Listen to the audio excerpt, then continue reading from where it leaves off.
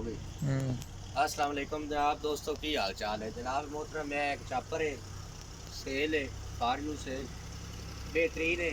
एक सीज़न सिर्फ आई चली, एक सीज़न कैमरा जरा नेड़े लिया, मैं थानू दिखा देना तसल्ली नाल। एक सीज़न फिर चली है उस तरह ही बिल्कुल खलोती बेहतरीन हालत दी।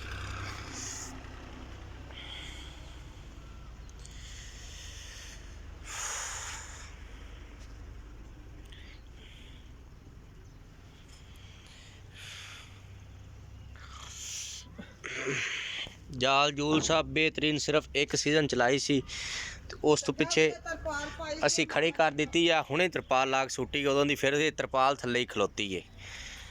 कोई ये होर जनाब लिया टायर टूर सब बिल्कुल बेहतरीन, कटर कुटर सब बिल्कुल नवे ही जे। अपने रंग शकील आ पर हो पट्टी हो पट्टी को किथे ओ थल्लो थल्लो दी तान चक चक दे चक दे चक दे ओ लाला कुंडी पर आ कुंडी परान सकदा एन थोड़े टापे नु चक दे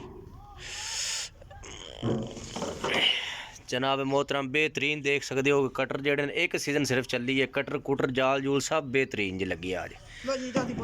हाँ सब फर्स्ट क्लास, कितने को गली गुली नहीं है, बिल्कुल बेहतरीन जे साफ सुथरी शकीर वालियां दी। किसी भरा नूं जरूरत होए तो मेरा व्हाट्सएप नंबर है, तो मशीन वो खड़ी जी, वो तस्वीरां के मैं ला दी ग्रुप वो भी सेल जे।